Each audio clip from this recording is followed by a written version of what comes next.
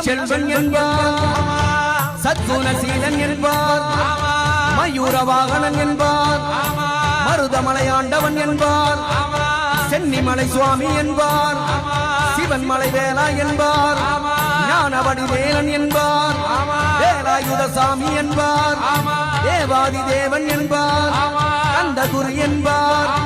அப்பையிடம் ஆசை பெற்றவனா, அப்பனுக்கே பாடம் சொன்னவனா, கார்த்திகை பெண்ணிடம் வளர்ந்தவனா, செல்வதையெல்லாம் கொடுப்பவனா. அப்படிப்பட்ட முருகனவன் ரொம்ப ரொம்ப சின்னவன் சுவாமி. சின்ன சின்ன முருகையா, சிங்கார முருகையா, கொஞ்சி கொஞ்சி